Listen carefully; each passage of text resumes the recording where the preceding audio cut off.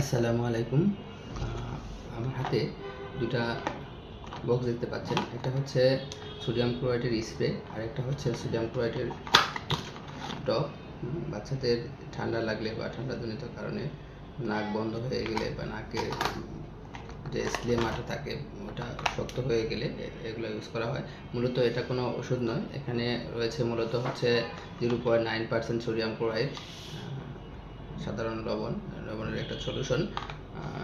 ঠিক আছে।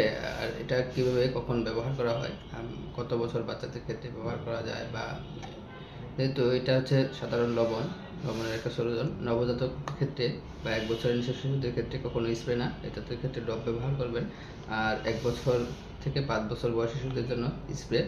অ্যাডাল্টরাও ব্যবহার করতে পারেন যদি প্রয়োজন বোধ করেন যে ঠান্ডায় নাক বন্ধ হয়ে গেছে, নাকের ভিতর স্লেমা জমে আছে, শক্ত হয়ে আছে, নিঃশ্বাস নিতে কষ্ট হচ্ছে হালকা, বা ধুলাবালি জনিত কারণে যদি আপনার নাক বন্ধ হয়ে যায়, ফ্লো, ঠান্ডা, হাঁচি, কাশি এই ধরনের ইয়েতেও নাকে ধুলাবালি জমে যে ময়লাটা আটকে থাকে তা বের করতেও এটা ব্যবহার করা যায়। স্প্রেটা সাধারণত একটু সোজা করে নাকের ভিতরে দিয়ে চাপ দিয়ে ব্যবহার করবেন, আর যে ময়লাটা বেরিয়ে আসবে এটার জন্য স্প্রে ব্যবহারের পর যে ময়লা বা এটা রসটা বেরোবে ওটা টিস্যু দিয়ে মুছে ফেলবেন, ইনশাআল্লাহ ভালো হবে।